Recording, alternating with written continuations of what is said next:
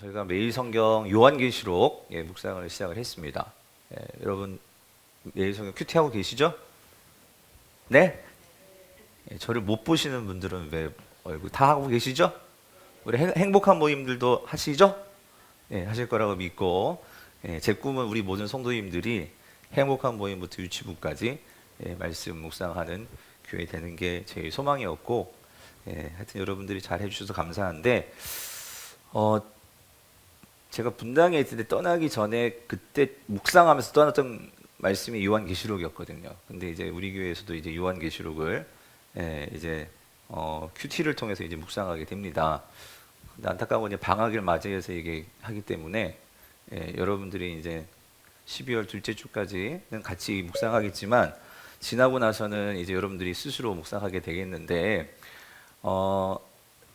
제가 우리 교회 와가지고 요한계시록을 우리 성도들과 같이 이렇게 공부도 했어요. 강의도 하고. 제가 왜 그러냐면 워낙 그때 한참 막 신천지가 막 요한계시록을 가지고 뭐 지금도 마찬가지지만 이단들이 이 요한계시록을 가지고 자꾸 이상한 얘기를 하고 또 교회들을 비판하고 또 심지어 저한테도 막 편지가 오는 거예요. 요즘은 좀 뜸해졌지만 작년만 해도요 엄청난 편지들이 메일로 우편으로 그래가지고 저보고 성경 공부하러 오라고 그리고 같이 성경 공부하자고 그래서 그런 편지들도 오고 그랬는데 그래서 바람이 있었어요. 뭐냐면 적어도 우리 교회는 요한계시록을 제대로 아는 그런 교회가 되었으면 좋겠다 해가지고 저희가 요한계시록을 2번이나 같이 공부했죠. 아마 여기 하신 분들 계시죠? 계시고 그래서 하여튼 요한계시록을 저도 나름대로 막 연구를 많이 하고 했던 본문이었는데 하여튼 요번에 큐티 본문으로 이렇게 또 정해져서 참 반가웠습니다. 자, 반가웠는데 하여튼 여러분 요한계시록 읽어보셨죠? 보셨어요? 읽어보시면 어떠세요? 느낌이 어떠세요? 어려워요? 어렵기도 하죠. 왜 그러냐면 이게 상징하고 그러니까 우리가 쉽게 이 세상에서 보는 어떤 그런 모습들이 전혀 아니잖아요. 그렇기도 하고 그래서 우리가 이 요한계시록의 선입견, 요한계시록을 읽어내려면요, 먼저 우리가 가지고 있는 좀 선입견들을 좀 이것을 좀 제거할 필요가 있는데, 그러니까 왜 어렵냐면 이게 어떤 많은 이미지 그리고 어떤 상징, 뭐 숫자, 막 이런 것들이 막 나와요. 그러다 보니까 이거를 또 막 억지로 막 껴 맞춰서 풀려고 하다 보면 그러니까 막 더 어려워지는 경향이 있다라는 거예요. 그리고 두 번째는 여기에 막 그냥 심판들이 막 나오죠. 그래서 인심판, 나팔심판, 뭐 대접심판, 막 이런 심판들이 막 나오니까 무서운 거예요. 혹시 내가 그렇게 심판을 받게 되는 것은 아닌가? 이런 생각들도 들고 또 세 번째는 교회 역사 속에서 특히 종교개혁 전통 속에서 이 요한계시록을 그러니까 성경을 사설을 풀면 안 된다 하는 어떤 그런 생각들 때문에 이 요한계시록을 좀 꺼리는 그런 경향들이 종교 개혁자들 속에서도 보였어요. 그래서 칼빈 같은 경우에는 성경을 다 주석했지만 이 요한계시록은 주석을 하지 않았어요. 이런 영향들이 아까 교회에도 그러니까 성도들이 이 요한계시록을 함부로 해석하면 안 된다 하는 그런 생각들이 있으면서 또 목사님들도 이 말씀을 그렇게 잘 설교를 하지도 않고 이런 경향이 있다 보니까 성도들에게서 이 요한계시록 책이 마치 그러니까 성경의 끝에 있는데 뭐 마치 이런 별책블록처럼 그렇게 잘 읽혀지지도 않고 또 어렵다는 생각 때문에 이 책을 가까이 하지 않는 경우가 많았죠. 그러다 보니까 자연스럽게 이 책에 대해서 누가 관심들을 가졌냐면 이단들이라는 거예요. 이단들이 이런 책들을 가지고 성도들이 잘 모르는 점들을 허점을 삼아서 그것을 가지고 성도들을 미혹을 하죠. 미혹을 하고 그런 잘못된 결과들이 주어졌다는 거죠. 그런데 여러분 오늘 보면 3절을 같이 읽어볼게요. 3절을 같이 읽어봅시다. 시작. 이 예언의 말씀을 읽는 자와 듣는 자와 그 가운데에 기록한 것을 지키는 자는 복이 있나니 때가 가까움이라요. 자, 여러분 여기 예언의 말씀 그랬는데 이 예언의 말씀이 뭘까요? 뭐죠? 넓게 보면 하나님 말씀, 이 모든 성경책일 거예요. 근데 여기에서 우리가 이 요한계시록을 놓고 보면 이 예언의 말씀이라고 했어요. 그럼 이 예언의 말씀은 뭐겠어요? 요한계시록이죠. 그래서 이 요한계시록을 어떻게 하래요? 읽고 듣고 그걸 뭐 하래요? 지키라는 거예요. 그렇죠? 그렇게 하는 자가 복이 있다는 거죠. 그러니까 여러분 요한계시록은 읽어야 되는 책이고 들어야 하는 책이고 우리가 그것을 어떻게 해야 돼요? 지켜야 하는 책이라는 거예요. 근데 왜 그러느냐? 그 이유가 뭐냐? 그것은요. 오늘 이 요한계시록은 누구의 예언의 말씀이냐? 세례 요한의 예언이 아니죠. 누구의 예언의 말씀이에요? 예수 그리스도의 계시라는 거예요. 자, 1절에 같이 읽어볼게요. 시작. 예수 그리스도의 계시라. 이는 하나님이 그에게 주사. 누구에게 준 거예요? 예수 그리스도에게 준 거예요. 예수 그리스도에게 주사 반드시 속히 일어날 일들을 그 이제 누구에게? 종들에게 보이시려고 이 종들 가운데 한 사람이 사도 요한이라는 거죠. 뿐만 아니라 오늘 저와 여러분들에게도 해당되는 거예요. 예. 그 종들에게 보이시려고 그 하나님의 천사를 그 종 누구? 요한에게 보내어서 알게 하신 말씀이라는 거예요. 그러니까 여러분 이 예언의 말씀이 뭐라고요? 누구의 계시? 예수 그리스도의 계시란 말이에요. 즉 이 요한계시록의 이 주체는 누구냐? 누구예요? 예수 그리스도시라는 거예요. 예수 그리스도가 주인공이시고 예수 그리스도가 보여주시는 것이고 예수 그리스도가 가르쳐 주시는 말씀이 뭐라는 거예요? 요한계시록이라는 거예요. 그러면 여러분 우리가 이 요한계시록을 그냥 지나가서는 안 되는 책이라는 거죠. 반드시 우리가 읽고 그것을 듣고 지켜야 하는 책이라는 거죠. 그래서 여러분 특별히 오늘 왜 예수 그리스도께서 주신 말씀이다. 그래서 이것을 읽어야 한다. 들어야 한다. 지켜야 한다. 이거를 왜 말하냐면 사실 이 요한계시록이 주어지는 이 당시 이 예언의 말씀이 주어지는 그 초대교회 그 상황은요. 극심한 박해 상황이었다는 거죠. 성도들이 그 박해 속에서 이제 죽느냐 사느냐 신앙의 그런 위기와 그 갈등과 그 고난 속에서 성도들이 가장 힘든 때에 주시는 말씀이 뭐였냐면 이 요한계시록의 말씀이었다는 거예요. 자, 그렇다면 생각해 보세요. 그렇게 하나님이 사랑하시고 예수 그리스도가 사랑하시는 그 교회가 지금 힘든 상황에 있는 그들에게 주시는 하나님의 예수 그리스도의 계시라면 여러분 이 책이 무시무시한 책이겠어요? 그러면요. 위로의 책이죠. 소망의 책이죠. 그리고 이 요한계시록이 분명히 말해주고 싶은 것은 뭐냐면 그래서 여러분 요한계시록은 분명히 예언입니다. 이 마지막 때의 모습을 보여줍니다.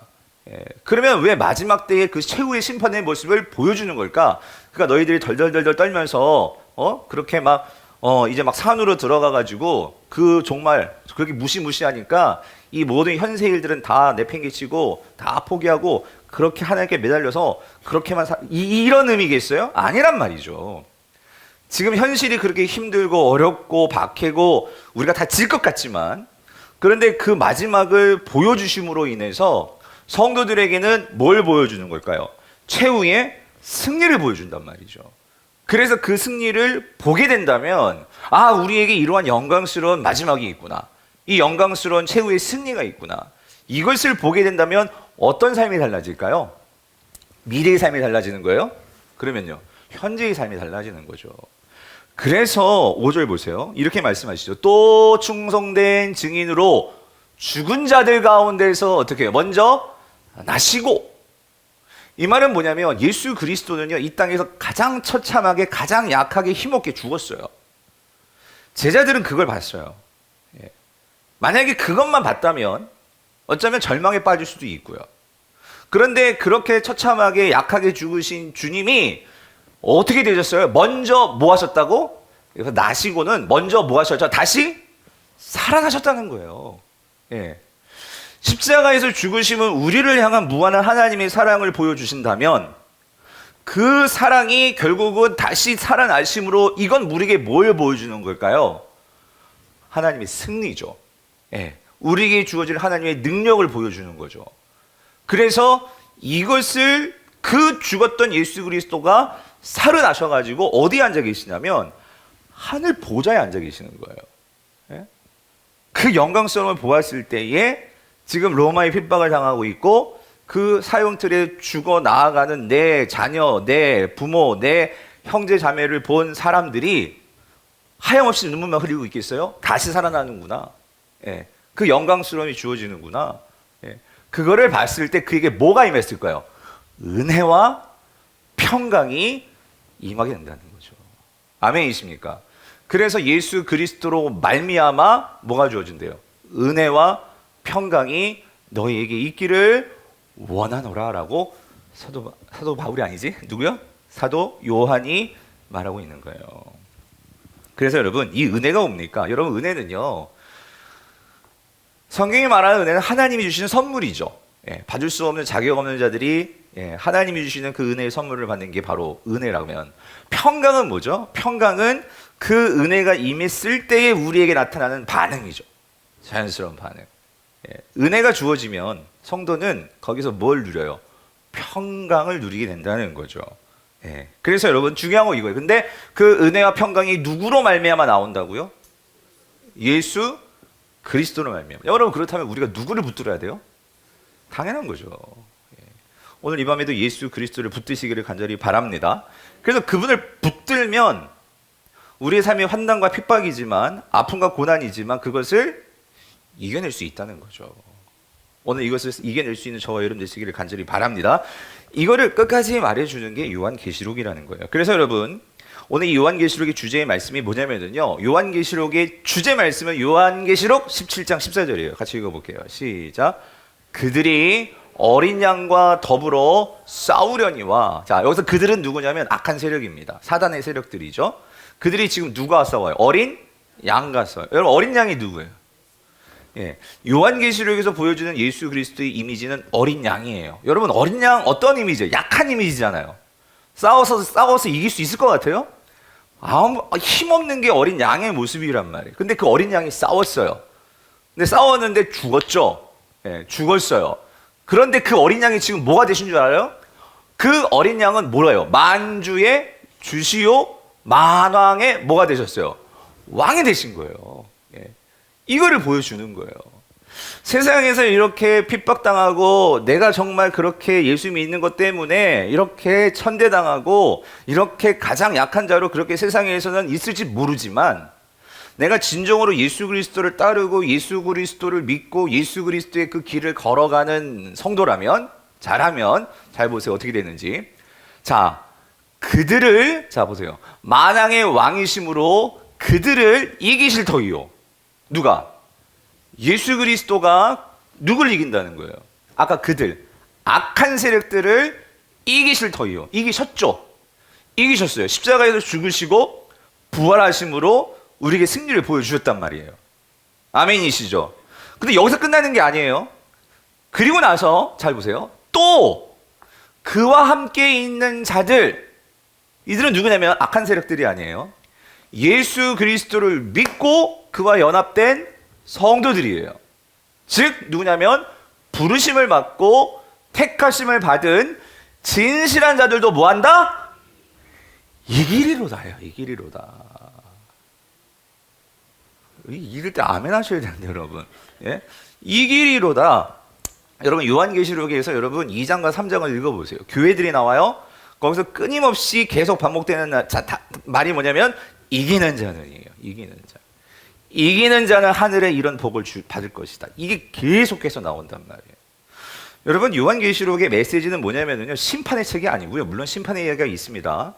그런데 그 심판을 통해서, 악인들의 심판을 통해서 하나님이 우리에게 분명히 보여주시는 것은 끝까지 예수 그리스도를 따르는 자들에게는 반드시 뭐가 주어진다?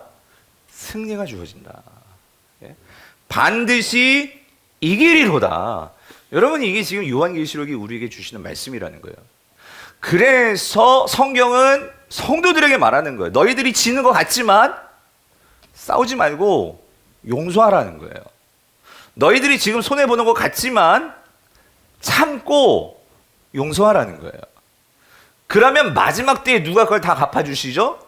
하나님이 갚아주신다는 거예요. 아멘이십니까?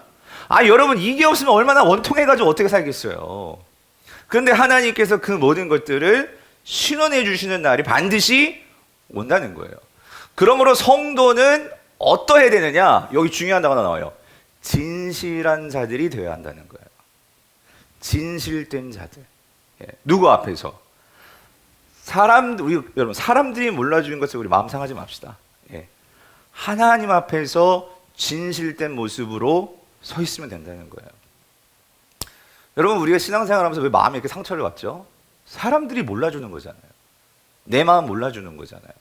예. 그럴 때 여러분, 그게 얼마나 막 야속하고 얼마나 속상하고 여러분 그렇지 않아요? 그런데 누구 앞에서 진실하면 된다고요? 하나님 앞에서. 하나님은 그 속 깊음을 다 아시죠. 예. 그 하나님 앞에 진실된 자들은 반드시 뭐 한다고요? 이기리로다. 이기리로다. 그래서 여러분, 이게 여러분 사실요, 예수님께서 제자들에게 끊임없이 말씀하셨어요. 예수님께서 그 마태복음 16장 18절에서 베드로가 신앙 고백을 하죠. 주는 그리스도시요 살아계신 하나님의 아들이십니다. 이거 엄청난 고백이에요. 예, 그러니까 이 말은 다시 말하면 예수님은 하나님의 아들, 왕이십니다. 그 소리예요. 메시아이십니다. 그랬을 때 예수님께서 이 16장 16절 고백을 하니까 곧 이어서 16장 18절에서 뭐라고 말씀하시냐면, 시몬, 이제 네 이름을 베드로로 할 것이고, 그리고 내 교회를 너 위에 세울 건데, 그런데 음부의 권세가 그 내 교회를 뭐 한다고요? 이기지 못하리라고 말씀하셨단 말이에요. 뭐냐면 여러분, 교회는 승리합니다. 예? 하나님 성도로서 그 반석 위에 세워진 교회는요, 비록 우리가 이 땅에서는 핍박당하고 이 땅에서는 약한 것 같고 한없이 초라한 존재를 할지 몰라도 내가 분명 예수 그리스도 반석 위에, 신앙 위에 세워진 교회라면 여러분, 그 교회는 이긴다는 거예요. 예. 그래서 여러분, 이 교회에 내가 속해 있다는 것은 여러분 큰 축복이죠. 예? 오늘 내가 교회고 여러분이 교회시잖아요. 그리스도 안에서. 예. 그래서 여러분, 이 요한계시록의 이 구조를 잠깐 보면은요, 예, 그거 보여주세요. 보시면 이 요한계시록 자체는요, 우리에게 이 이기리로다라는 이러한 모습을 이 전체가 우리에게 보여주는 거예요. 22장까지. 그래서 여러분, 그 1장을 보면은요, 예, 1장에서는요, 1장은 서론인데 여기서 뭘 보여주냐면, 그러니까 그렇게 힘없이 십자가에 죽으신 그 어린 양 같은 예수 그리스도가 그 빛난 영광 속에서 그 보좌 위에 서서 이 온 세상을 밟고 계시는 그 위대한 모습으로 1장이 예수 그리스도를 보여주십니다. 예. 결국 1장이 보여주는 그림은 뭐냐면 예수 그리스도가 뭐 하셨다는 거예요? 승리하셨다는 거예요. 예. 그래서 1장이 이제 그 모습을 먼저 보여주고, 그리고 나서 예수 그리스도가 가장 사랑하시는 이 세상에 남겨놓은 것이 뭘까요? 교회죠. 교회라고요. 왜? 교회는 예수 그리스도의 핏값으로 세우신 것이기 때문에. 아멘이십니까? 그래서 그 교회에 대해서 2장과 3장에 걸쳐서 7교회에 대해서 예수 그리스도가 메시지를 주시는 거예요. 근데 여러분, 여기서 7교회라는 거, 7이라는 숫자는요, 그러니까 딱 7교회만 주시는 게 아니에요. 그러니까 요한복음에 나온 숫자들은 다 상징적인 숫자예요. 여러분, 이거를 딱 어떤 수학적인 숫자로 이해하시면 안 돼. 그러니까 이 7교회라는 것은 결국 오늘 우리 강북 우리 교회까지 포함된 완전한, 영원한 그 모든 교회를 포함하는 그 숫자가 7이란 말이에요. 그러니까 이 7교회라는 것은 그 예수 그리스도가 꿈꾸고 바라시는 그 교회 모습들이라는 거예요. 근데 그 중에는 정말 칭찬받는 교회도 있지만, 예, 혼나는 교회도 있어요. 그렇죠? 예. 그래서 그럼 혼나는 교회들은 다 버리시는 교회냐? 아니에요. 그 교회도 다시 온전해지기를 하나 예수님은 원하세요. 그래서 처방들을 주시죠. 너희들이 빨리 돌이키라고. 그러면서 너희들이 다 뭐 하기를 원해? 이기기를 원해. 그 너희들은 그렇게 되면 이길 거야. 이걸 말씀해 주신단 말이에요. 그게 2장과 3장이죠. 그러면서 이기는 자들에게는 어떤 영광이 주어지느냐? 아까 보셨죠? 내가 이긴 것처럼 너희들도 이길 것인데 너희들도 결국에는 그 보좌에 앉게 될 거야. 이 영광스러운 보좌에 앉게 될 거야. 이거를 이제 어디서 4장과 5장에서 보여준다는 거예요. 그래서 여러분들이 이제 3장 딱 읽고 4장 딱 들어가면 4장에서 뭐가 나오냐면 하나님이 보좌에 앉은 것이 보이는 거예요. 근데 여러분, 이게 왜 중요냐면 지금 이 핍박당하는 그 요한 당시의 교회들은요, 지금 이 땅에 보좌가 있어요. 이 땅에 보좌가 있어요. 누구의 보좌냐면 로마 황제의 보좌란 말이에요. 거기에 지금 도미티안이라는 이 황제가 딱 앉아가지고 지금 모든 교회들을 핍박하고 있는 거예요. 그러니까 그 보좌를 보면 그 보좌를 보면은요, 이게 완전 이게 뭐죠? 그러니까 그 압도를 당하는 거예요. 예. 그랬는데 눈을 들어 하늘을 보니까 그 하늘 위에도 뭐가 있었냐면 진짜 더 영광스러운 보좌가 있는 거예요. 예. 그 보좌에 누가 앉아 계세요? 하나님이 앉아 계시는 거지. 그거를 보는 순간 도미티아는 아무것도 아닌 거예요. 예. 그런데 더 놀라운 건 뭐냐면 이제 5장에 가니까 그 4장의 영광스러운 하나님의 보좌에 누가 앉아 계시냐면 방금 전에 죽은 것 같아. 방금 전에 피 흘려서 죽은 것 같은 이 어린 양이 그 보좌에 앉아서 마치 이제는 그 어린 양이 유다의 사자와 같이 그렇게 호령하면서 영광스러운 모습으로 있는 거예요. 그게 누구예요? 예수 그리스도지. 그거를 보았던 거예요. 그거를 보았던 초대교회 성도들이. 그거를 보았을 때에 우리가 믿는 예수 그리스도가 이런 분이셨어? 그거를 보니까 그래서 그 예수 그리스도가 뭐라고 말해요? 너희들이 나를 따르라라고 말씀하신단 말이죠. 그러므로 그들도 지금 핍박당하는 것이 이제 어떤 거예요? 그 예수 그리스도를 따라가는 바른 길이고 이것이 영광스러운 길인 것이구나라는 것을 깨닫게 되니까 여러분 그렇지 않아요? 어떻게 제정신에 사자 앞에서 사자밥이 되고 그 사형틀에 그 활활 타오르는 환영대에 오를 수 있으며 이게 제정신으로 되겠냐고 여러분. 예.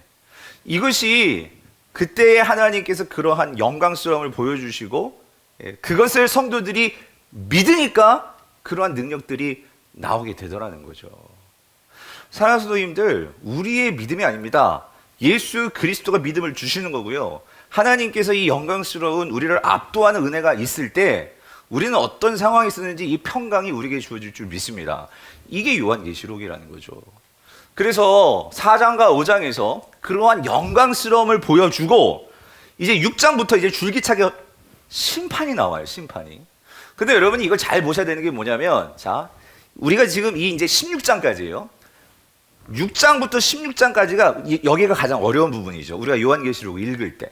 여기에 그야말로 유명한 그 인, 7개 인, 또 7개의 나팔, 7개의 대접이 나오면서 하나씩 나올 때마다 막 이 모든 이 천지 만물에 대한 심판들이 막 쏟아진단 말이죠. 자, 쏟아지는데 자, 여러분 보세요. 6장에서요. 이제 7인 심판이 나옵니다. 그리고 8장에서 9장에서 7 나팔 심판이 나오고요. 그리고 여기 15장에서 16장에서 7 대접 심판이 나와요. 근데 중간중간에 장들이 이 심판으로 쭉 연결되는 게 아니라 이게 끼어 들어가는 이야기들이 있더라는 거예요. 끼어 들어가는 이야기. 그래서 이걸 삽입이라고 해요. 삽입. 자, 그런데 여러분 보세요. 이게 무슨 말이냐면, 자, 7 심판이 되어 7 심판이 하나님께서 심판을 내리는 가운데, 근데 심판 이야기가 잠깐 멈추고 7장에서 무슨 얘기가 나오면 교회에 대한 이야기가 나와요. 근데 물론 거긴 교회라고 되어 있지 않고 우리가 너무나 잘 알고 있는 이 14만 4천이라는 숫자가 나오면서 그들이 하나님 앞에서 영광과 그 존귀의 찬양을 부르고 하나님 안에서 어떤 평강과 은혜를 누리는 이런 모습들이 7장에서 나온단 말이죠. 그리고 나서 이제 나팔 심판이 8장 9장에서 나오는데 그리고 나서 또 이어서 뭐가 나오냐면 10장과 11장에서 이 두 증인이라는, 그러니까 이 하나님을 믿고 그 예수 그리스도를 위해서 순교를 하는 이 두 증인의 이야기가 나와요. 이것도 알고 보면 교회의 이야기고. 그리고 나서 아주 큰 삽입이라는 건 뭐냐면요, 중간에 12장부터 14장에 심판의 이야기가 아니라 거기에서 교회하고, 즉 다시 말하면 거기서는 여자로 나오는데 이 여자와 용하고 그 여자하고 이 악한 세력이 싸우는 이야기가 나와요. 그 이야기가 이제 12장에서 14장에 껴들어가 있고, 그리고 나서 뒤에 이제 이어서 15장에서 16장 또 다시 무슨 이야기? 7가지 시리즈 심판 이야기가 나온다는 거예요.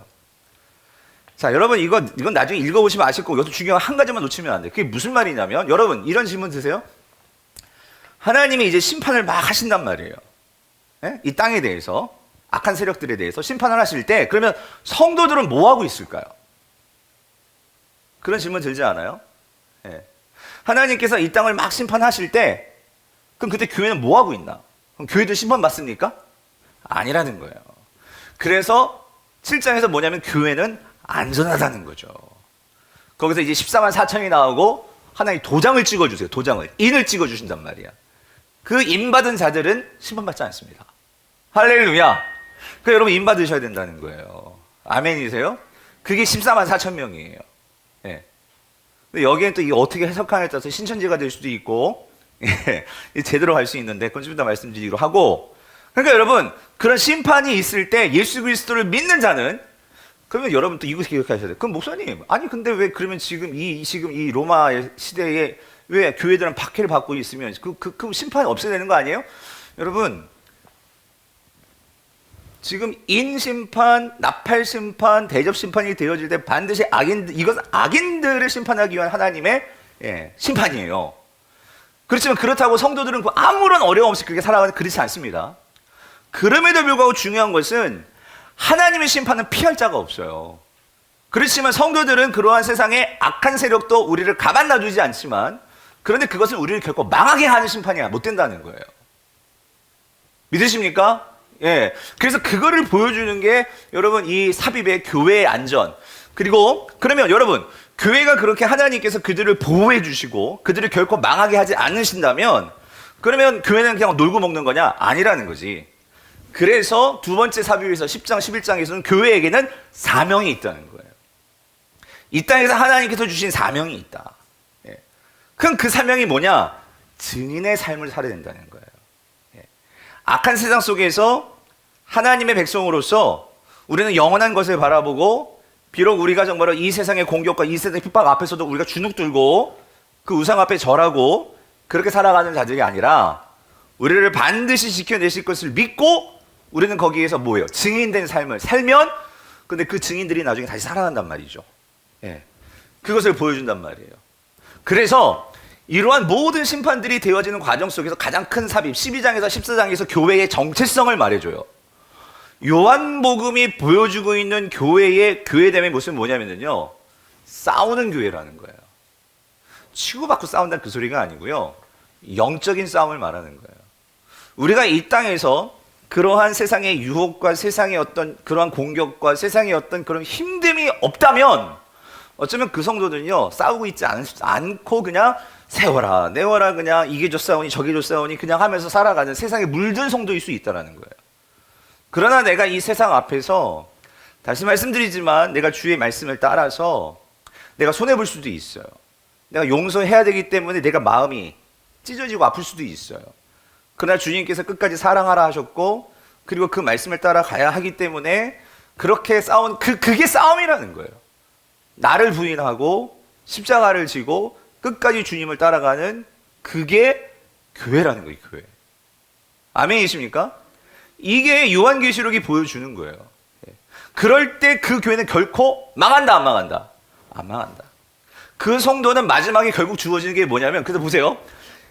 7 대접 심판이 이제 주어지면 결국 여기서 이제 세상이 어떻게 멸망되는지를 보여주는 거예요. 세상은 이제 이 세 가지, 7가지 심판의 시리즈를 다 받게 되면 결국 세상이라고 하는 이 바벨론. 요한계시록에서 이게 로마죠, 로마. 근데 꼭 로마만 말하는 게 아니라 이 세상을 말해요. 이 세상의 거대한 그 예수 그리스도의 삶에 대해서 그 저항하는, 거부하는, 예수를 거부하는 그 세상 문화는 반드시 무너진다는 것을 요한계시록은 분명하게 말해주고 있다는 거죠. 그게 몇 장이에요? 그게 17장이에요. 17장. 17장, 18장. 그리고 나서 이제 19장에서 이 모든 악의 세력들이 심판을 받습니다. 악의 세력이라 하면 여러분 사단만 있는 게 아니에요. 사단이 부리는 그러한 사단에게 붙어가지고 동조하는 그런 세상의 세력들이 있어요. 요한계시록에서 이건 짐승이라고 나오죠. 짐승. 예. 그것들이 심판을 받죠. 그리고 나서 이 20장에서 드디어 누가 이제 심판을 받냐? 사단이 심판을 받습니다. 사단이 심판을 받고 이제 그 영원한 불못, 우리가 흔히 말하는 지옥, 지옥불에 들어가죠. 사단도. 그렇게 되면 이제 모든 악이 다 심판을 받은 거예요. 그럼 이 세상에 모든 악이 없어졌죠. 우리를 그렇게 힘들게 하고 괴롭게 하는 모든 것들이 다 심판을 받은 거예요. 이제 뭐가 오는 거죠? 21장, 22장. 새하늘과 새 땅이 오는 거예요. 우리가 그토록 바라고 소망하는 그 새하늘과 새 땅이 왔을 때에 끝까지 견디고 참았던 그 모든 성도들은 그 하나님의 보좌에 앉아서 같이 왕노릇하며 이 영광스러움을 누리게 된다는 거예요. 여러분 믿으십니까? 이거를 믿는 게 성도라니까요, 여러분.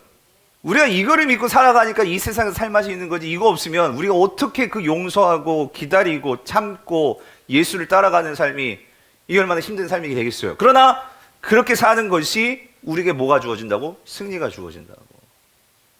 여러분 이 승리를 누리시는 저와 여러분 될 수 있기를 간절히 바랍니다. 그래서 여러분 결국 여러분 보세요. 이 요한계시록이 말하는 것은 이 중심 속에서도 심판의 포인트가 있는 게 아니고요, 교회에 관심이 있는 책이 요한계시록이에요. 하나님이, 예수 그리스도가 교회를 그렇게 사랑하신다는 거예요, 여러분. 교회가 망가지고 교회가 그렇게 흩어지고 교회가 싸움박질하고, 그거는 정말 주님 마음에 못지라는 거고, 그거는 정말 요한계시록 따지면 적그리스도가 행하는 일들이에요. 여러분 교회에서 절대로 그렇게 서로 안 돼요, 여러분. 교회는 예수 그리스도가 세우신 이게 어떤 교회인데, 그 교회를 결국은 이 거룩한 성 예루살렘으로 인도해 나가시는 이 예수 그리스도와 하나님의 이 열심이 요한계시록이라는 거죠. 그러니까 이 요한계시록을 제대로 읽으면은요, 이거는 교회를 살리는 복음이죠, 복음. 복음 중에 복음이죠. 자, 그래서 여러분 아까 그 교회, 그래서 요한계시록은 교회를요, 교회라는 단어를 쓰기도 하고, 아까도 말씀드렸지만 이 14만 4천이 있잖아요. 14만 4천. 여러분 이 14만 4천이 신천지에서 너무나 이걸 갖고 막 여러 가지 소리를 해놓으니까 여러분 좀 한번 우리가 살펴볼 필요가 있어서, 여러분 7장 2절을 보세요. 7장 2절부터 4절을 보면 여기 이렇게 나와요. 또 봄에 다른 천사가 살아 계신 하나님의, 자, 뭘 가지고? 이 도장이에요, 도장.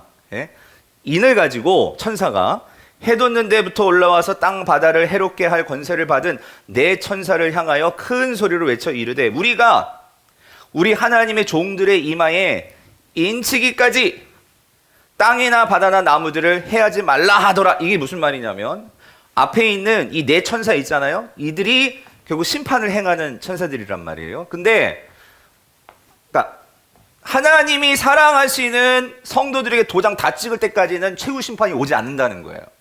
무슨 말인지 이해되세요? 그러니까 하나님은 자신의 백성들을 완전히 구원할 때까지 절대로 최후의 심판, 마지막 심판을 하지 않으십니다.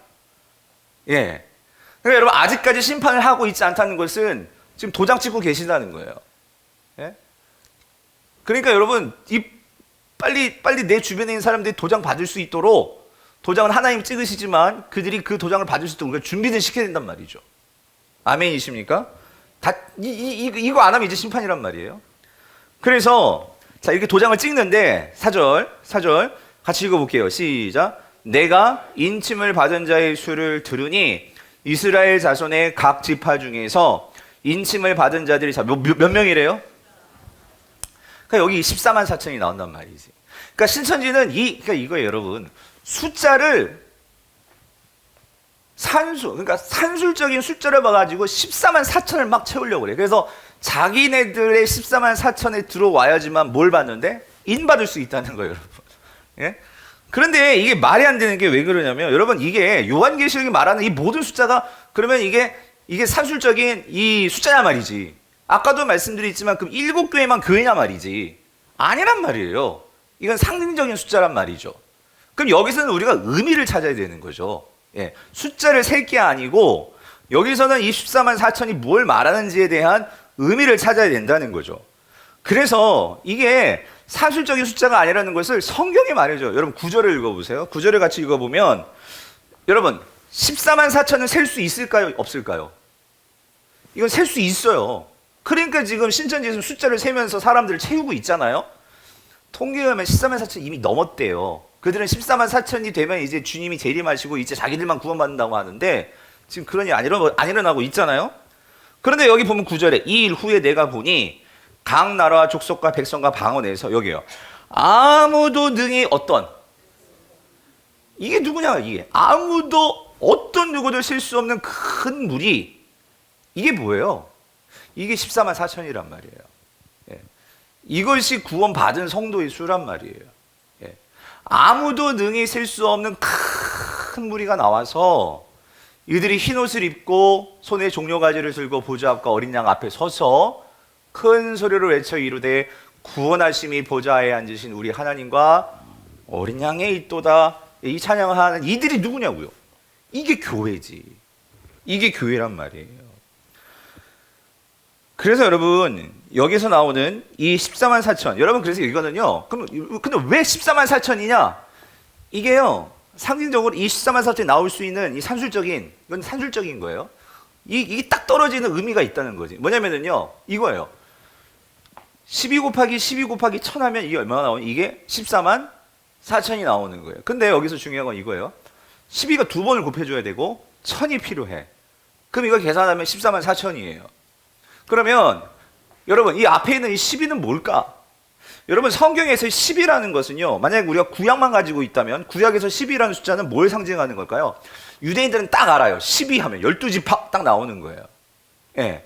이스라엘 하나님 나라를 백성을 이룸에 있어서 중요한 것은 이 12지파죠. 예, 이 12지파가 하나님 나라의 백성으로서 이스라엘을 만든단 말이죠. 그러면 앞에는 건 그렇다 치고 뒤에는 10이 뭐냐는 거예요. 그런데 여러분 하나님께서 이 땅의 구약에서 가시적인 하나님 나라로서 구성된 하나님 나라를 만든 것은 12지파를 통해서였어요. 근데 그 12지파는 가시적인 하나님 나라가 이런 것이다 보여주는 그런 의미가 있었지만, 그러나 구약만으로 그게 다 하나님 나라의 백성이 되는 건 아니죠. 그리고 구약의 이 12지파를 통한 이스라엘은 실패했어요. 그래서 하나님께서 예수 그리스도께서 이 땅에 오셔가지고 누구를 뽑았냐면 몇 명의 제자? 몇 명의 사도? 12사도를 뽑은 거예요. 그래서 그 12사도를 통해서 세워지는 게 뭐죠? 교회죠. 그 교회가 영적으로는 뭐예요? 이스라엘이란 말이에요. 그러므로 뒤에 있는 이 12는 뭐냐면 12, 신약의 12사도란 말이죠. 여러분 사실 예수님께서요, 왜 12사도를 뽑았냐, 이런 의미가 있다는 거예요. 그래서 12를 뽑는 거예요. 새로운 새 백성, 새 이스라엘을 만드시기 위해서 예수님은 12 제자를 뽑으신 거예요. 그럼 1000은 뭐냐는 거예요. 1000. 그런데 여러분 구약에서 이 1000이라는 숫자는요, 많다라는 의미가 있어요. 근데 왜 많아야 되냐면, 왜 많아야 될까요? 싸워야 하기 때문이라는 거예요. 싸워야 하기 때문에. 여러분 참고 구절로 여러분 민수기 보면은요, 여러분 민수기 31장을 보면 1절에서 4절에 보면 이런 말씀. 자, 하나님께서 이스라엘을요 이제 군대로 조직하는 게 민수기예요.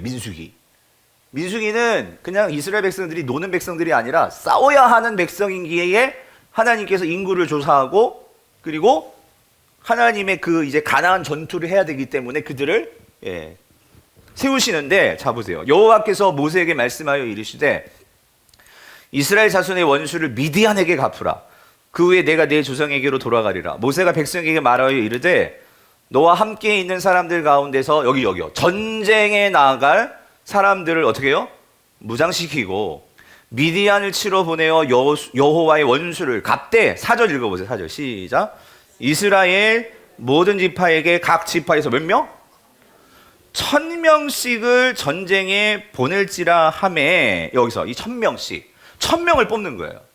1000명을 뽑아서 뭐 하라고? 전쟁하라고. 예. 그래서 여러분 성경에서 이 1000은요 군대의 상징. 여러분 이사야서도 마찬가지. 가망이 없는데 이사야 60장 22절에 보면 이런 말씀이 있죠. 그 작은 자가 뭘 이루고, 들어보시죠. 1000을 이루고잖아요. 1000. 만도 아니고 백도 아니고 왜 1000이냐고. 1000. 이 1000이 민수기의 배경이 있어요. 싸우러 나갈 때 1000명 군대였단 말이에요. 군대 조직. 1000명을 이루고 그 약한 자가 강국을 이루니 내가 속히 이루리라. 예. 여러분 중요한 게 여기에 있어요. 그러니까 여러분 보세요. 요한계시록이 우리에게 보여주는 교회의 모습은 뭐 하는 교회라고요? 싸우는 교회란 말이에요. 전투하는 교회란 말이에요. 그래서 이긴다는 거예요. 이긴다. 자, 근데 아주 중요한 게 있어요. 요한계시록 7장에 보면 어떤 게 있냐면요. 그래서 14만 4천이 결국은 교회다 그랬잖아요. 그런데 이 14만 4천이 어떻게 모여졌는지를 요한계시록은요 지파를 통해서 설명을 해요. 이게 그 얘기거든요. 14만 4천이 어떻게 모여졌냐면 여기 이런 거예요. 자, 14만 4천이 유다 지파 중에서 인침을 받은 자가 1만 2천, 루벤 지파 중에서 1만 2천, 그리고 갓 지파 1만 2천, 아세 1만 2천, 납달리 1만 2천, 문하세 1만 2천, 시므온 1만 2천, 레위 지파 1만 2천, 이사갈 1만 2천, 스불론 1만 2천, 요셉 1만 2천, 베냐민 1만 2천. 이거를 다 더하면 이게 14만 4천이 나오는 거예요. 예.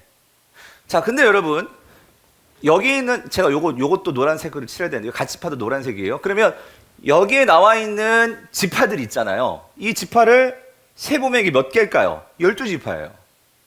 12지파. 그러면 아까도 말씀드렸죠. 10이라는 숫자는 이스라엘 백성, 하나님 나라 백성을 구성하는 그 단위란 말이에요. 이해되시죠? 그런데 여기 좀 이상한 게 있어. 우리가 성경에서 쭉 봐왔던 12지파하고 좀 다른 구성이야.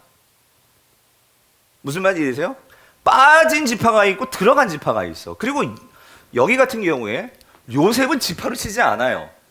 요셉의 아들들 에브라임과 므낫세를 지파로 넣죠. 근데 여기서 빠지고 요셉이 들어갔고, 그리고 이스라엘 12지파를 들 때 누구는 지파로 안 치죠? 누구? 예, 맞아요. 레위는 지파로 안 쳐요. 레위는 하나님의 것이라고 해가지고, 이건 하나님의 기업, 하나님의 것이고, 예, 그 하나님의 첫째 것을 다 드려야 하잖아요. 그런 개념을 레위는 하나님께 드렸고, 나머지 것들을 통해서 12지파가 나오는데, 그럼 여기 빠진 지파가 있어. 2지파가 빠진 거죠. 누가 빠졌을까? 여기 단지파하고요, 에브라임 지파가 빠졌어요. 예. 그럼 여러분 되게 이상하지 않아요? 아니, 왜 12지파 가운데 단지파란 이름이 빠졌고, 그리고 에브라임이라는 이름이 빠져버렸어요. 근데 여러분 7장이 중요한 거 아까 봤죠? 7장은 교회는 안전하다.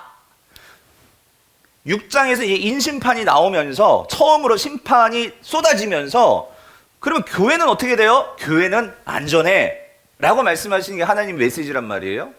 근데 안전한데 왜 단하고 에브라임이 빠졌냐 말이에요. 성경에 말하는 아주 중요한 스토리가 있죠. 예. 그게 뭐냐면 여러분 이겁니다. 그러니까 이거는 하나님께 어떤 메시지를 주시기 위해서 지금 구약에서 중요한 사건을 교회의 사명과 연결해서 보여주는 거예요.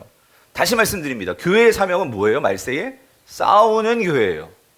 세상에 대해서 영적인 악한 세력들, 문화들과 싸워가면서 끝까지 인내하고 견뎌내는 게 교회의 사명이에요. 맞죠? 근데 여러분 민수기를 보면 여러분 이 단지파가 이제 어떤 일이 있었냐면 여호수아 지나서 사사기에서 보면 이 단지파가 자 지도를 보여주세요. 그 여호수아가 이제 땅 분배를 해줘요. 땅 분배를 해주는데 자 이 단지파가 어떤 일이 있었냐면은 여호수아가 땅지파가 아니라 여호수아가 단지파에게 어디 땅을 분배를 해줬냐면 자 여기가 단이에요. 보이시죠? 근데 요 단지파 바로 옆에 어떤 이건 가나안 민족은 아니지만 이미 가나안에 들어와 있어서 살고 있었던 하나님을 반하는, 그러니까 요한계시로 말하면 그 사단을 따르는 악한 민족이 있었어요. 그게 누구예요? 블레셋이라고, 블레셋. 그런데 하나님께서 각 지파를 이렇게 전 이스라엘의 가나안 땅과 그 가나안 동편 땅까지 다 합쳐서 땅 분배를 한 것은 이들이 이 가나안에 있는 모든 가나안 민족들을 쫓아내야 되죠. 그렇죠? 쫓아내고 이들이 하나님 나라를 세워야 되잖아요. 근데 이거를 각 지파에게 사명을 주신 거야. 무슨 말이냐면 므낫세는 이쪽에서 가나안 민족들을 다 몰아내라. 그리고 이제 갓 지파는 여기에서, 루벤은 여기에서 각 지파에게 맡겨준 거예요. 그러면 다는 누구를 상대해야 되냐면 이 블레셋과 싸워야 돼요. 블레셋과 싸워서 블레셋을 어찌됐든 이걸 몰아내야 돼. 그렇죠? 이 사명이 있는 거야. 근데 여러분 이 블레셋이라는 나라는요, 이게 원래 가나안 민족이 아니었고 저기 뭐 해양 민족, 뭐 예를 들어 학자들에 따라서 어떤 사람이 이게 바이킹 민족이었다 그런 사람들도 있고, 하여튼 호전적이고 싸움을 기똥차게 잘하는 그런 민족이었어요. 그 민족들이 여기 와서 살고 있는 거예요. 그러니까 단이 얘를 물리쳐야 되는데 이게 만만치가 않은 거야. 그 단이 어떻게 한 줄 알아요? 어떻게 했죠? 하나님이 주신 이 땅을 버리고 도망쳤어.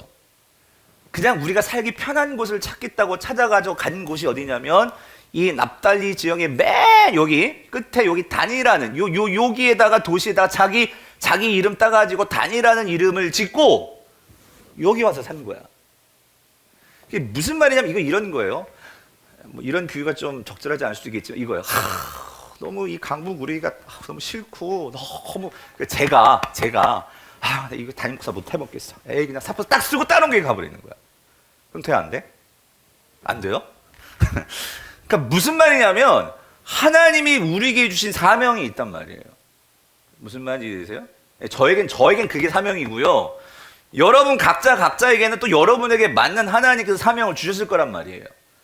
그런데 이게 너무 힘들고 버겁고 어렵고, 그러니까 어떻게 하나님이 주신 사명을 내가 버려버리고 그냥 내가 살기 편한 세상 방식 따라서 쫓아가는 거. 여러분, 요한계시록이 보여주는 교회는 뭐 해야 되는 교회라고요? 싸우는 교회예요. 자꾸 싸운다고 하니까 사람 붙들고 싸우라는 소리가 아니에요. 예? 이 나의 자기중심적이고 나 편하고 이런 부분에서 하나님, 여러분 편한 게 나쁘다는 게 아니에요. 하나님이 우리에게 때로는 짊어지기 힘든 십자가지만 짊어지려고 할 때가 있죠. 만약에 예수 그리스도가 편하게 가려면요 훨씬 더 편하게 가실 수 있을 거예요. 그런데 그 주님은 그 십자가를 지고 가신 거예요. 그러니까 주님께서 말씀하시는 거지. 나를 따르라 할 때 뭐라고? 너희들도 뭐 지고 따르라고? 십자가를 지고 나를 따르라라고 말씀하신단 말이죠. 네? 단히 그거를 포기하고 가버리는 거지. 요한계시록은 그거를 보여주는 거예요. 지금까지 성경을 우리가 구약 통독반, 신약 통독반 하고 있잖아요. 쭉 읽다 오면은 요한계시록에서 여러분이 분명 이 질문을 하셔야 된다고. 신약 통독반이 나중에 요한계시록 딱 읽을 때, 왜 단이 빠졌지? 그럼 여러분이 뭐가 생각나야 되냐면, 여러분이 뭐가 생각나야 돼? 그 여호수아와 사사기 그 시대에 하나님 사명 잊어버리고 그 땅 버려버리고 간 놈들이 단이구나. 이게 딱 떠올라야 된단 말이죠. 그럼 에브라임은 아까 왜 에브라임은 왜 빠졌어요? 여러분, 북이스라엘을 대표하는 나라는 에브라임 지파예요. 근데 그 에브라임 지파에서 첫 번째 왕 여로보암이 나왔거든요. 근데 여로보암의 한 짓이 뭐냐면 자기 정치적인 입지를 다지겠다고 하나님이 정해놓으신 그 성소를 아주 그냥 자기 마음대로 바꿔버렸어요. 우리 어제 배웠죠? 구약일동학교? 성소를 바꿔버리고, 그래서 단과 여기 베델에다가 금송아지 갖다 놓고 너희들은 여기 와서 예배드려. 절기를 마음대로 바꿔버리고, 하나님의 제사장, 그러니까 제사장들이 이건 잘못된 거예요. 그러니까 너 내 말 안 들을래? 그러니까 뭐예요? 아무나 제사장 삼고. 여러분 공통점은요, 자기 편하자고. 하나님 사명 잊어버리고. 여러분 지금 로마 당시 이 초대교회들이 만약에 내 편하자고 하면 신앙 버리면 돼요. 그런데 그렇게 버려버리면 마지막에 이 14만 4천이 들어가요? 못 들어간다고. 끝을 보고 끝을 알면 여러분 여기서 이거 포기할 수 있어요? 없단 말이죠. 그래서 요한계시록에서 지금 그걸 보여주고 있다는 거죠. 오늘날 저와 여러분들에게 하나님께서 주신 사명이 뭔가, 때로는 그게 힘들고 어려워서 포기하고 싶을 때가 있죠. 그게 가정일 수도 있고 직장일 수도 있고 사람 관계일 수도 있고 목회일 수도 있고, 그럴 때 우리가 하나님 앞에서 정말로 진지하게 하나님께서 무엇을 원하실지 우리가 그것을 묻고, 그래서 오늘 주님이 말씀하신 것처럼 십자가를 지고 따라가는 그 길, 그것이 사명자의 길이고 그것이 오늘 전투하는 교회고, 이 땅에서 잘못된 불의와 타협하지 않고 끝까지 우리가 주님을 위해서 영광을 위해서 살아가는 그 모습, 그것이 오늘 저와 여러분들이 걸어가야 할 길일 줄 믿습니다.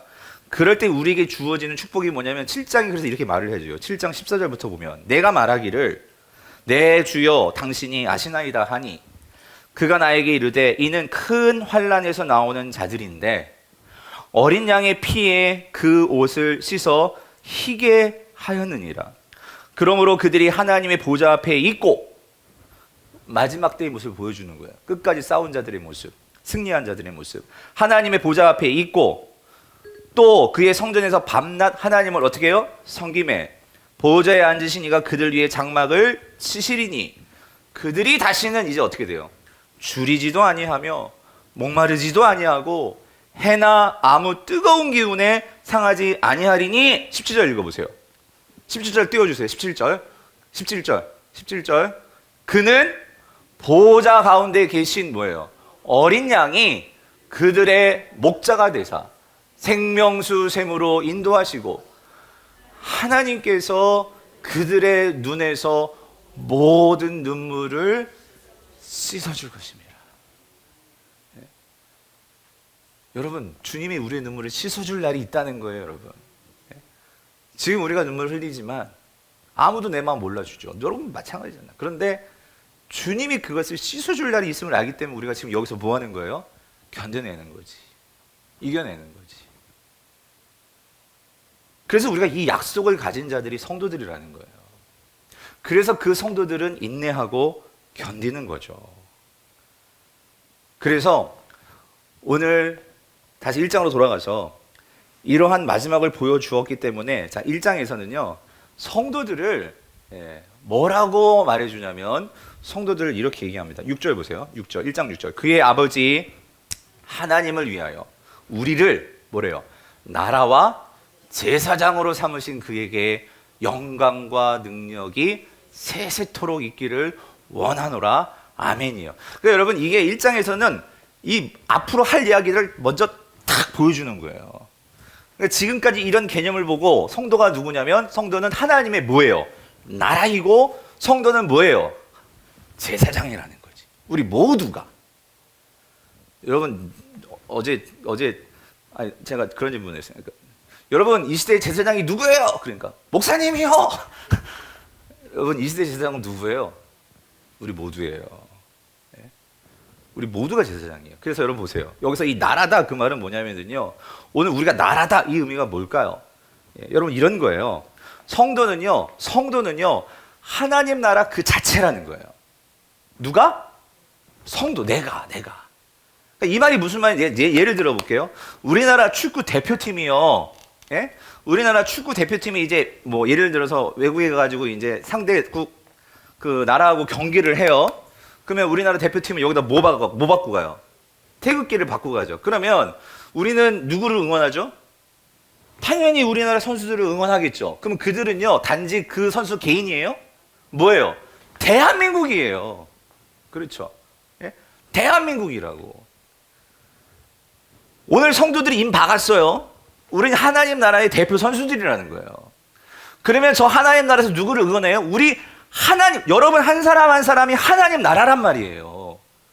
그래서 하나님은 그 나라를 포기할 수 없고, 저 하늘에서 모든 우리의 선배들이, 아브라함이, 다윗이, 모든 사람들이 누구를 응원하고 있어? 여러분을 응원하고 있다는 거예요.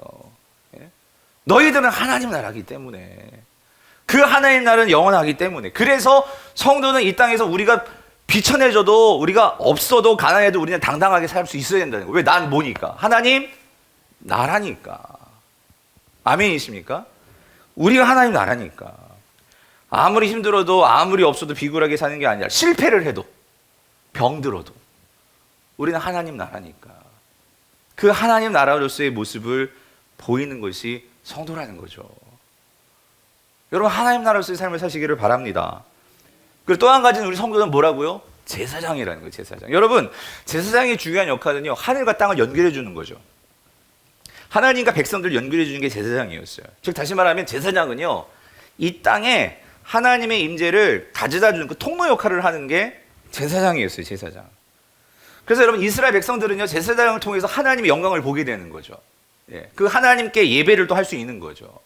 근데 중요한 건 이거예요. 이 시대의 제사장은 누구라고요? 담임 목사가 아니라 말씀하시잖아요. 우리를 그랬어요. 우리를. 저를 포함해서 모든 성도들, 우리를 나라와 제사장이라는 거지. 즉 다시 말하면 여러분, 이 세상과 이 하나님을 연결해 줄 수 있는 사람은 누구라는 거예요? 여러분이라는 거예요. 세상은 여러분을 통해서 하나님을 보게 되고 하나님의 영광과 임재를 경험할 수 있게 된다는 거예요. 여러분 가정에 하나님의 은혜와 임재를 갖다 줄 수 있는 것은 여러분 자신입니다. 내가 능력이 있다는 게 아니라 나를 통해서 하나님께 드러난다고요. 여러분의 직장에서, 여러분의 세상에서, 모든 곳에서. 그러면 중요한 거 이거예요. 제사장이 하는 일은 뭐죠? 제사를 드리는 거예요. 요즘 말로 말하면 제사장은 뭐 하는 거죠? 예배하는 자. 그러므로 성도에게서 가장 1순위는 뭐예요? 해야 될 1순위는 뭐예요? 예배입니다. 예배하는 자들이 제사장이에요. 그러므로 중요한 건 여러분 뭐냐? 여러분, 우리가 세상에 뭘 보여주냐면 예배하는 삶을 보여줘야 된다는 거예요. 그 예배 속에는 우리가 이렇게 주일날 모여서 공적으로 예식으로서 예배도 있지만, 중요한 것은 하나님이 말씀하시는 예배의 핵심은 뭘까요? 하나님이 말씀하시는 이 예배의 핵심은 뭐냐면요, 오늘 내가 여러분 예배를 통해서 우리가 해야 되는 일이 뭐죠? 결국 하나님을 경배하는 거예요. 근데 왜 경배하죠? 여러분 경배는요 모든 종교가 다 가지고 있어요. 근데 그 경배의 목적이 뭐냐는 거예요. 목적이. 여러분 모든 종교가요 어쩌면 우리 기독교보다도 더 예배를 잘 드릴 수 있어요. 정성을 들여가지고 막 1000번의 막 절을 하면서, 예? 얼마나 지극정성, 예? 얼마나 예배를 잘 드리는 겁니까? 제가 미국 교회 가지고 놀란 게 그래요. 예배장에 다 다리 꼬고 이렇게 설교를 듣고 있다니까 이렇게 하고. 그런데 이렇게 예배 드리는 것이 있어요. 하나님 그래도 예배를 받아주실 수 있어요. 예. 뭐 우리도 피곤하면 졸면서도 예배 드리잖아요. 예. 그런데 제가 말씀드리고 싶은 건 뭐냐면 그럼 예배의 핵심이 뭐냐는 거예요. 여러분 하나님이 원하시는 예배의 핵심은 뭡니까? 호세아 6장 6절을 보세요. 이렇게 말씀하시죠. 나는 인애를 원하고 뭐예요? 제사를 원하지 아니하며 번제보다 하나님을 아는 것을, 여러분 이거 좀 잘 기억했으면 좋겠어요.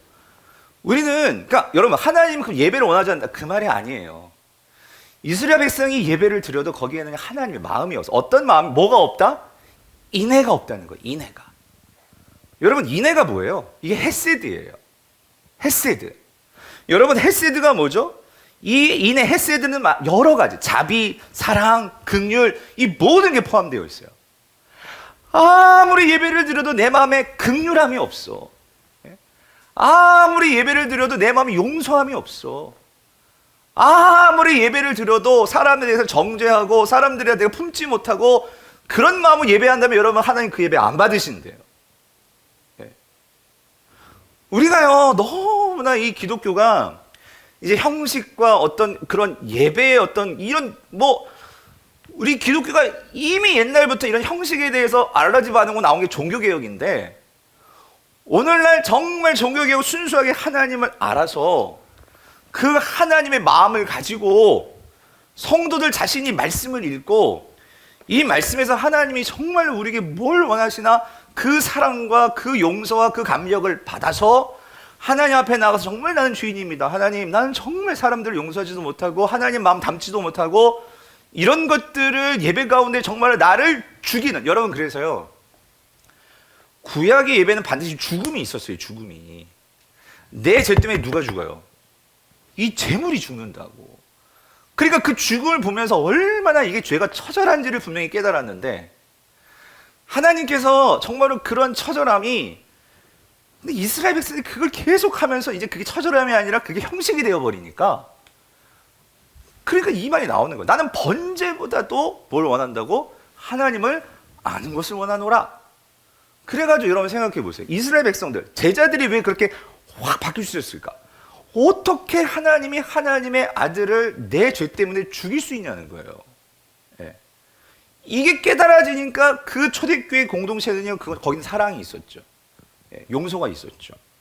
그래서 거기 보면 좀 지나칠 정도 막 서로 입맞춤을 하고 막 그런 거 나오잖아요. 그게 뭐냐면 정말 그들을 사랑하는 거예요. 사랑하는 거. 근데 오늘날 교회는 형식은 세련돼졌어. 뭐 예배도 많아. 그런데 우리 예배 가운데 뭐가 없는 줄 아세요? 나의 죽음이 없어요. 예. 초대교회 예배에는 예수 그리스도의 죽으심이 곧 나의 죽음이다. 그래서 사도 바울이 말하잖아요. 예수 그리스도와 함께 너희가 십자가에 뭐 했다고요? 못 박혔나니. 그런즉 이제는 내가 사는 것이 아니고 오직 우리한테 누가 살아? 예수 그리스도가 사는 것이라 라고 말하고 있는 거예요. 나는 죽었어요. 근데 오늘날 교회는 내가 안 죽어요. 저도 그렇고 여러분도 그렇지 않아요? 여전히 우리는 살아있어요. 왜? 예수가 죽었으니까 내가 뭐 죽을 일이 뭐가 있어. 여러분 어쩌면 루터가 다시 나오면은요 또 한 번 종교개혁을 할 것 같아. 예. 우리 안에 이런 죽음 다 똑똑해. 다 옳아. 예. 오늘 정말로 예수 그리스도 앞에서 우리 모두 다 죄인이고 그 안에서 정말 우리가 얼마나 구제불능한, 그래서 우리는 인애를 구할 수밖에 없어요. 하나님 당신의 사랑으로 나를 정말 다시 한번 덮어주시고, 여러분 누구를 용서한다는 게 내 의지로 되는 게 절대 아닙니다. 이 사랑으로 내가 옷 입어야지만 이 사랑으로 내가 압도될 때에 우리가 긍휼히 여길 수가 있다라는 거예요. 이러한 삶으로 드러나는 게 사도 바울이 말한 너희의 몸으로 산 제사를 드리라. 이것이 드릴 너희의 영적 예배니라. 로마서 12장 2절. 그래서 여러분 요한계시록 1장 5절을 보세요. 우리에게 주어진 이 용서와 우리가 정말 나라가 되고 그의 재산이 그냥 공짜로 된 게 아니라고요. 어떻게 됐대요? 우리를 사랑하사 그의 피로 우리 죄에서 우리를 뭐하고? 해방하시고. 오늘 우리가 이 은혜를 받았기에 우리가 그의 나라와 제사장이 되었다는 거죠. 제가 이 부분을 묵상하는데 예전에 그 목사님이 설교한 내용이 생각나가지고 얘와 자신이 있었던 목사님의 일인데 이 목사님이 자기 5살 아들하고 냉면집에 가서 냉면을 드셨대요. 근데 얘가 막 5살짜리가 너무 막 급하게 먹다 보니까 이게 얹혔나 봐. 그래서 아빠 너무 막 화장실 가고 싶다고 해가지고 근데 그 냉면집이 엄청 유명한 냉면집이라 사람들이 줄이 막 이렇게 막 서 있는 그런 냉면집이었나 봐. 그래가지고 얘가 이걸 체해가지고 얹혀가지고 화장실을 가다가 이거를 웩 한 거예요. 사람들이 서 있는데 거기다가 그냥 웩 했으니 그냥 이게 딱 방금 전에 먹었던 그 냉면이 다 나온 거야. 그러니까 이 목사님이 얼마나 당황스러워요. 그래가지고 또 아빠니까 어떻게 이걸 그냥 놔줄 수가 있어요? 화장실에 가가지고 종업원이 치운다는 거 미안하잖아. 그러니까 자기가 가가지고 걸레 갖고 가지고 걸레질을 하다가 어떤 아주머니 구두에 이 걸레가 묻었네. 그랬더니 에이 재수 없어. 이 아줌마 그런 거예요. 에이 재수 없어. 그러니까 그거를 뒤에서 5살 애가 그걸 보고 있으니 아버지는 닦고 있고 어떤 이상한 아주머니는 막 에이 재수 없어. 그걸 보니까 얘 표정이 어떻겠어? 너무나 그게 걱정스럽고 너무나 죄송해. 이걸 어떻게 해나 이 5살짜리 애가 눈물이 글썽글썽거리면서 그러고 있는 거예요. 그랬더니 이 아줌마가 아니라 이 목사님이 뭐라고 했을까? 아들아 괜찮아. 아버지가 닦아줄게. 아빠가 있잖아. 그랬다는 거예요. 그러니까 그 얘기에 이제 애 얼굴이 그렇게 막 그냥 모든 수심과 모든 세상죄를 지고 하는 것처럼 그렇게 눌렸던 얼굴이 이렇게 싹 폈다고 말씀을 하신 제가 그 설교를 들으면서 제가 그런 생각했어요. 여러분 우리가 죄 지어가지고 다 토해냈어요. 한번 상상해 보세요. 다 토해냈는데 그거를 예수 그리스도가 화장실에 가가지고 걸레질 갖고 와가지고 닦고 있는 거예요. 그 우리 오늘 미안하고 죄송하지 않아요? 근데 뭐래 주님이? 요한아 괜찮아. 내가 네 아버지잖아. 내가 너를 사랑하잖아. 우리를 사랑하사 그의 피로 우리 죄에서 우리를 어떻게 해요? 해방하시고. 여러분 이 주님이 어제도 오늘도 앞으로도 영원토록 우리와 함께 하시고 그 주님이 마지막에 우리에게는 이 영원한 승리를 주시겠다고 약속하시는 책이 요한계시록이라는 거예요. 여러분 이거를 읽을 때 그 초대교회 성도들이 어떤 마음이 들었겠어요? 내가 지금 이렇게 핍박을 당하고 있고 조롱을 당하고 있고 이런 상황에서 이런 예수가 나와 함께 하신다? 여러분 이게 막 두렵고 막 그냥 그런 마음 주겠어요? 어떤 마음을 주겠어요? 소망이 아니겠냐고. 소망이 바라기는 오늘 우리 강부교회 성도님들이 이제 여러분 이번 한 달 동안 요한계시록 쫙 읽어 나갈 거잖아요. 묵상하시면서 우리에게 이 소망을 주시는 예수 그리스도를 만날 수 있게 되기를 바랍니다. 그래서 아무리 힘들고 어려워도 우리에게 주어진 사명이라면 힘들고 어려울 때 나와서 매달리는 거예요. 하나님 나 너무 힘들어요. 그래서 은혜를 주세요.